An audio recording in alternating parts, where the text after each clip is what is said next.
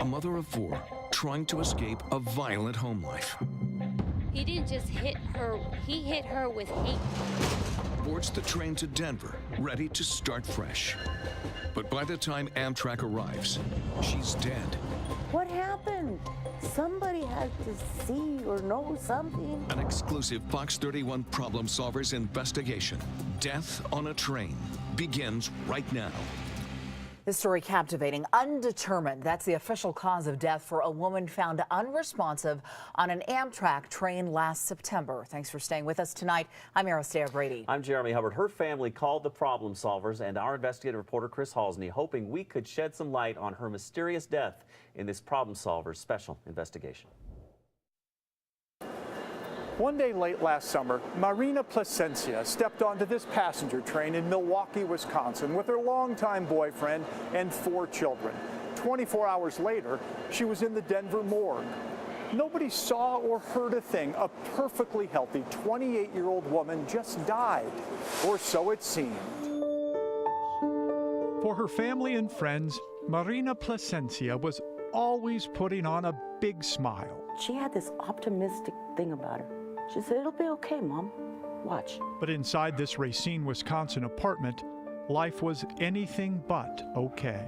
Relatives tell us Marina tried to keep up a happy family facade, but at times was covering her bruised face with heavy makeup to hide what was really going on. Were there some instances of domestic violence in the household? There was a lot of instances of domestic violence. Yes, there was. He was very abusive with her. The he she's talking about was Marina's live-in boyfriend and father to her 3 sons, Angelo Mantich. In 2015, Racine court records show Mantich was convicted of domestic violence battery after he punched Marina in the head several times with a closed fist, where afterwards she was unable to hear out of her left ear. Marina's Aunt Julia picked Marina up and took her to the hospital. She had a head concussion and broke her eardrum. Mantich spent 100 days in jail, but when he got out, Marina, like so many other domestic violence survivors before her, allowed her abusive boyfriend back into her life. He's changed. He said he's not going to drink no more, and he's going to go to counseling, and he's going to, he's going to do this and he's going to do that. I said, "Baby, that's not a good idea." "Well, Mom, I got to try for the kids." But 7 different relatives, including Marina's father and 3 aunts living in Wisconsin, told the Fox 31 Problem Solvers the violence at home continued. So the family hatched a secret escape plan. Marina was to board the Amtrak train for Denver, then once in the safety of her mom's house, file a restraining order and seek a permanent separation from Mantich. That's why I was here.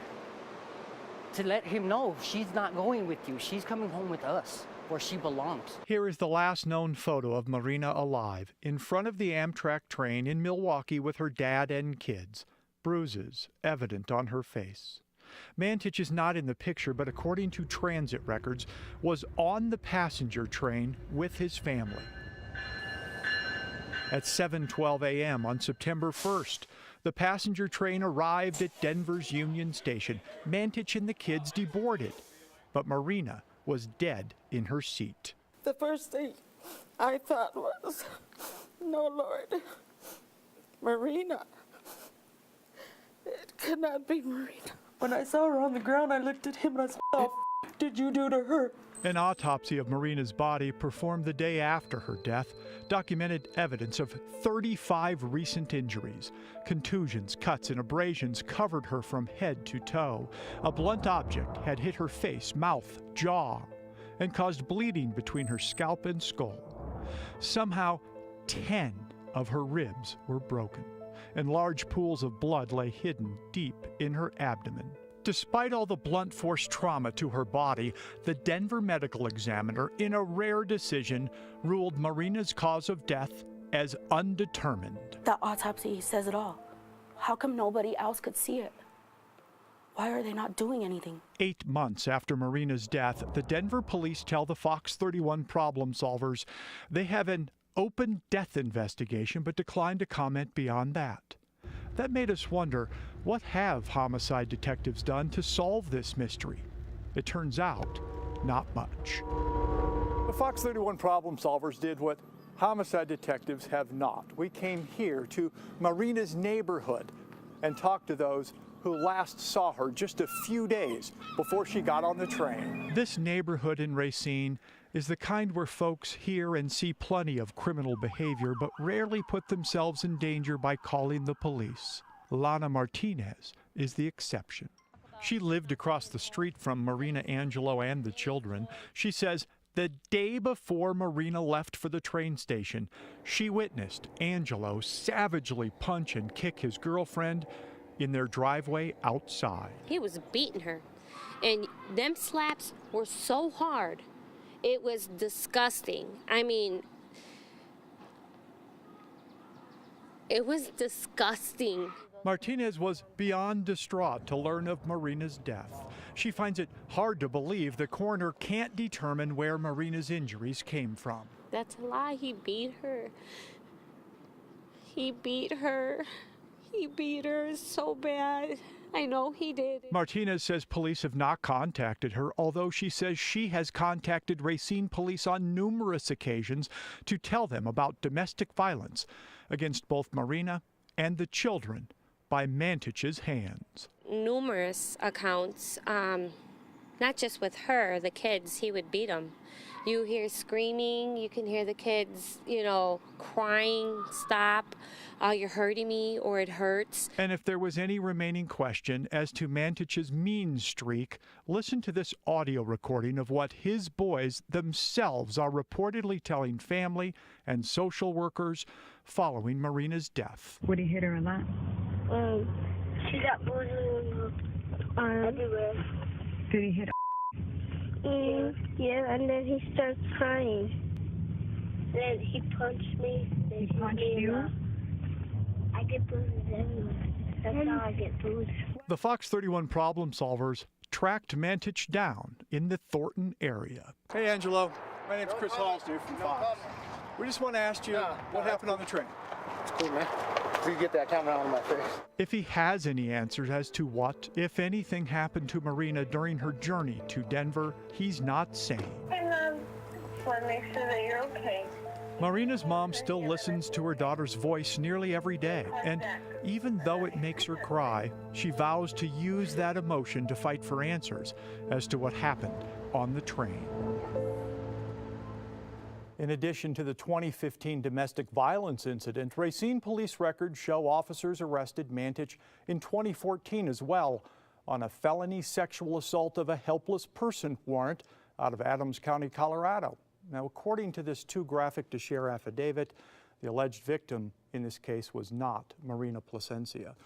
The district attorney's office tells me they were eventually forced to drop the case when the alleged victim suddenly stopped cooperating. Now, we did ask Racine Police, the DA's office up there, the FBI, Denver Homicide, the Denver Medical Examiner, and Amtrak Police to interview for this investigation.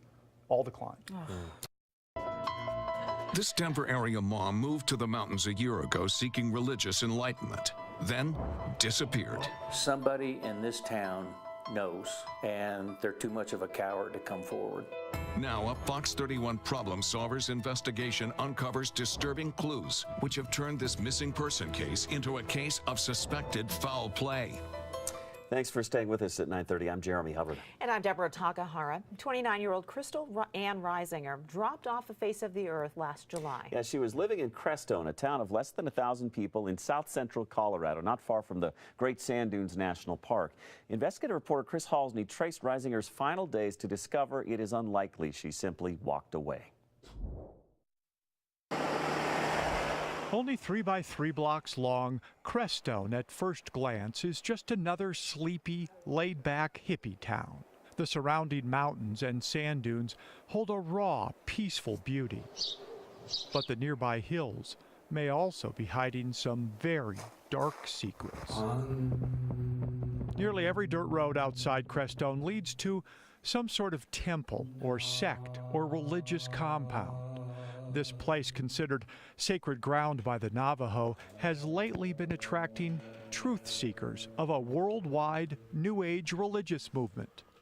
Crystal Reisinger was one of those drawn to Crestone's soul. She's definitely on a spiritual path. She was practicing tarot cards, and she was really into like Hindu and Buddhism, these traditions. She was really into Native American traditions. Her mantras were things like, I shall do no harm.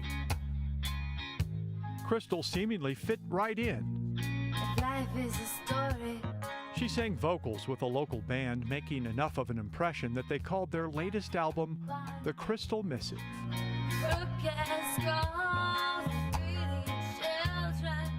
Around July 13th, 2016, only a month after moving into this upper floor apartment, Crystal's friends and family started to worry. They hadn't seen or heard from her. Yeah, she lived right up here. Rodney Irvin, a retired vet and father figure to Crystal, pointedly told Fox 31 problem solvers why everyone was immediately suspicious. You don't believe that she just left and wanted to disappear from her life? Not at all. She would never leave her daughter. Let's go over here. Whoa. Let's run, okay? Crystal called 4-year-old Kasha every day, staying connected while she was trying to settle into Crestone. Kasha's dad and Crystal's ex, Elijah Ghana, says it's heartbreaking to try to explain to his little girl why mom hasn't come home. To this day, she still asks for her. She wants to call her on the phone. She doesn't really understand. She's gone. The tiny town of Crestone is full of big rumors about what happened to Crystal, so the Fox 31 problem solvers came here to figure out fact from fiction. One thing most people agree on is that this is the last place she was seen. It's called a drum circle. It's part religious ceremony, part party. Saguache County Sheriff's deputies say they believe someone who went to the drum circle full moon ceremony knows exactly what happened later that night. Do you believe that there's somebody up there who has more information they're withholding? Yes, I do. Somebody can crack this open up there. Yes. You do suspect foul play could be involved. For her to be gone this long is unusual, so that heightens the chances of foul play being involved. You know, she didn't just take off for a walk and not come back. She left everything that she owned behind. And the sheriff means everything. Inside her apartment, fresh food, all her shoes, and her cell phone. It looked like she had every intention of coming back. Crystal's landlord, Ara McDonald, tells the Fox 31 problem solvers she listened to Crystal's cell phone messages, hoping to find clues. There were a few things that were really sketchy. Crystal's last message was reportedly from a local man with a felony criminal history of assaulting and drugging a victim. Investigators have asked Fox 31 to withhold the name of the potential suspect. McDonald says Crystal told her just prior to disappearing that she believed she'd been raped and was considering filing charges. She answered the door crying, looking really distraught, saying that she had been to a party the night before where she had been given a bunch of drugs and she couldn't remember what happened, but she was pretty sure someone had taken advantage of her. Records show Crystal never made a police report, but Saguache County Sheriff Dan Warwick has not ruled out silencing her as a possible motive for foul play. Given the remote expansiveness of this area, Warwick says if something bad did happen to Crystal, finding her body without specific intelligence is a tall task. Anybody that's spent any time over there realizes it's all mountain. It's one huge mountain, and it's hard to search every bit of that mountain. I'll go to my grave believing that somebody had something to do with her disappearance, not because that's what she wanted. Ghana wants to believe Crystal is still alive. He misses her laugh and the time they spent together with Kasha, but admits it's becoming more unlikely that she's alive. His latest hope is that justice will prevail. I want to say some very choice, aggressive words, but it doesn't bring anything back. It doesn't bring her back. Just I believe in karma. Even if they don't get caught, it's going to come around. The Sheriff's Department sent up helicopters and used tracking dogs last fall trying to find Crystal or her body, but the search didn't turn up anything. Sheriff Warwick confirmed this week investigators are focused on, and I quote, several persons of interest with colorful nicknames. If you know what the sheriff means by that, know anything at all about Crystal's whereabouts, call the Saguache County Sheriff's Department at the number you see on the screen. The family also is offering a $2,000 reward for information that leads them to Crystal. Fox 31 has also confirmed the Sheriff's Department asked for and received help from the Colorado Bureau of Investigation. A second set of eyes and, quite frankly, an outsider's perspective is something that Crystal's friends say is a very welcome move. Well, and given the fact that they probably don't deal with a whole lot of these cases in that county otherwise, they're probably welcome to help, I'm sure. Yeah, and CBI has been out interviewing people. We know that. You paint such an interesting picture of this town, Crestone. It's a tale of two worlds. Well, what we found is that it's really a peaceful, meditative place, and thousands of New Age religious seekers from all over the world have come there, but you know, there's a real dark side there. The drug culture is strong, and a very thin police force at times has kind of trouble getting a handle on it. We hope